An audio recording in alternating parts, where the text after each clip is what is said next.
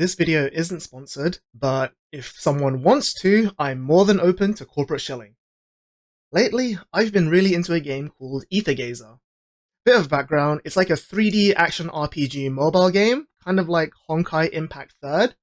I don't have a huge experience with games like these outside of big titles like Souls or Nier or Drakengard, and I never really played Honkai Impact 3rd, but if it's anything like Aethergazer, I do kind of regret that. Rather than compare it to other games within the genre, I think a better comparison would be to draw it to other battle arena games with a lot of different character gameplay experiences, such as League of Legends or Dota. The main subject of this video is how different character design can lead to different gameplay experiences, and why I think that's a really good design approach. I'm going to avoid turning this into an introduction or tutorial or advert for Aethergazer, so let's just dive straight into it. I'm going to focus on two particular characters that I like, Vidar and Hades. I'm going to talk about them with some fairly common gaming terms with the assumption that you can roughly understand what's going on and how they play. So Vidar is a melee character whose gameplay can best be described as Mighty Glacier, beware TV tropes link down below. Her attacks are slow and infrequent, but they hit really hard. Hades is a ranged character that's kind of stance-based. Air quotes because I'll explain Hades in depth a little bit later. But for now, let's talk about that first major difference, ranged and melee. In a third-person game like this, your character being ranged or melee directly affects your screen focus. If your character is melee, you probably won't be as focused on enemies in the distance or the background, rather those within striking range. If your character is ranged, you're much less likely to have enemies within your direct vicinity, giving you more time to focus on target priority and overall positioning. Compared to a top-down game like League or Dota, where your visual focus is much more easily distributed, in a game like Aethergazer, your focus is primarily going to be on what you're attacking. Now, it stands to reason that a gacha-based mobile game focuses heavily on the variety between its characters to encourage people to roll the gacha for different characters. In the case of this game, though, it goes beyond just nice-looking JPGs. Something like Azur Lane, which is also Yostar, which I also play, or FGO, where the core gameplay is the exact same. The only difference between the characters there are visuals and the numbers on the screen. Even a game like Granblue Fantasy, which has a fairly diverse roster of characters and mechanics, doesn't really vary up the gameplay that much. Some characters have gimmicks here or there, but not to the extent that Aethergazer does. To highlight this, let's focus a little bit more on Hades. Hades uses a resource called Divine Grace, one of 4 resource types in Aethergazer. Not as many as League, I know, but having a different types of resources already provides an extra layer of variety. Let's compare her with another character that uses Divine Grace, Verthandi, one of the starter characters. Verthandi generates Divine Grace from landing normal attacks. When her Divine Grace is full, one of the skills is replaced with an upgraded version that consumes Divine Grace to deal extra damage. Now, I mentioned that Hades is a stance user and a ranged character in air quotes. The way this works is that she has 2 puppets that she sends out to attack. Her stances correspond to which puppet is active. Luca consumes Divine Grace on attack, while Minth generates Divine Grace on attack. She also has different skills based on which puppet is active, and those skills also accordingly generate or use Divine Grace. While this would be interesting in and of itself, the use of Divine Grace actually adds another layer to this. While Hades has between 25 and 75 Grace, she periodically generates chthonic marks from her normal attacks. These can passively increase her damage specs, or she can consume 4 marks at once to change to a third stance in which she can't cast any skills, but instead gains a massive attack stat buff and crit buff. As I mentioned, this has a lot to do with visual focus. When I'm playing Hades, the majority of my focus is going to be on my Divine Grace levels and my chthonic marks. I'll be switching stances to either increase or lower my Divine Grace so that I can build up a chthonic marks, and then when I have full marks, I'll convert to the third stance, deal a bunch of damage, and go back to managing my grace.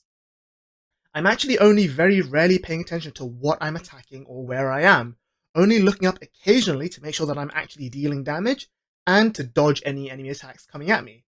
Whereas with Vidar, I'm primarily focused on what's literally in front of me and the enemy HP bars to ensure that they're low enough for me to get the skill reset on her third effect. Again, this changes not only how I perceive and interact with the game, but what sort of game I'm playing at all. Hades plays a lot more like a real-time resource management with a little bit of dodging, whereas Vidar is actively dodge, weave, walk around the battlefield, hunting down the next weakest enemy and press my third skill when I'm in range. And to me, this is peak gameplay design, not just because Hades is voiced by Chiwa Saito, but because it's resource management tied in with stance management, tied in with the core gameplay of attack the mobs, clear the stage, etc., etc. There's no this stance is always better, or you should just keep spamming your good skills. It's a bit of back and forth which keeps you engaged. Even for Vidar, her resource is rage, which she builds up from attacking, and she consumes rage to use her skills. So I actually can't just walk around mashing skill 3 non-stop because I'll run out of meter. I find this really interesting because if I wanted a game where I could just stop paying attention, turn off my brain and auto-farm, I'd play Azur Lane or Granblue Fantasy. This, to me, puts the action in the action RPG. And it's not even just mindless button mashing the likes of which you get from a Muso or a beat 'em up. Even a character as simple as Vathandi has a few standout mechanics and features. Like, for example, her first skill resets whenever you cast another skill, meaning you can chain them together for potentially massive damage combo.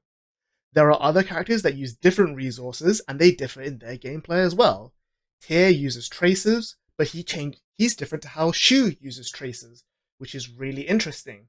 And they play in different ways and have different requirements as to what you're focusing on. The fact that the game lets you adjust your character's performance with sigils, codes, functors, and all these other things, kind of like Granblue's multi-layered mechanics, just gives you an even more layers to play with, even more ways to adjust your gameplay experiences. Something like increasing your crit rate, very simple, to a bit more complicated, like changing your normal attack behavior, giving your dodge extra skills, things like this. Whereas, like, say, League or Dota don't really have that. It's just the same viewpoint, the same focus, the same kind of buttons that you're trying to press in similar sort of manners. Like, for League of Legends, most characters are hit skill shot, dash here or there, buff your next auto, do something. And the characters that don't do that in League actually happen to be my favorites, like Aphelios and Orianna. Dota and Heroes of the Storm are a little bit better at having unique mechanics, like, for example, Meepo comes to mind, all of the micro creeps like Chen and Enigma come to mind, and then you've got the normal auto carries like Faceless Void, Gyro, etc., etc. And Overwatch is actually pretty good as well, because even though Overwatch is a first-person shooter, the way you play that first-person shooter differs. If you're playing a healer, if you're playing a tank, if you're playing like a marksman, carry, I don't know what the term is anymore in Overwatch, but what role you play in the team affects what you're trying to do. Compared to like Apex or Valorant, where everyone's just trying to shoot and kill the other person, and you just do your shoot and kill slightly better than everyone else. Maybe that's why I never got into those games as much. Anyway, that's it for now. I don't want this to become like a glorified advert. I'm not trying to be the next game theory or anything like that. I just think it's really cool how some games can offer you a variety of different gameplay styles within the same framework, and that in turn keeps things nice and interesting. Now, if for whatever reason you've stumbled across this and you weren't directed here already, then maybe you'd like to hear me talk about card games, which you can do on my other channel linked here. Or my other various social medias down below if you like to look at anime picture retweets, or every now and again I'll stream random things like Lego, Gunpla, Granblue Fantasy, other random video games, some card games, and whatever else I do in between wasting my life. Or if you want to see more content like this, please let me know. Right now, this YouTube channel I set up when I was like 17 and just uploaded garbage onto, but yeah, I'm more than happy to keep uploading garbage. Peace.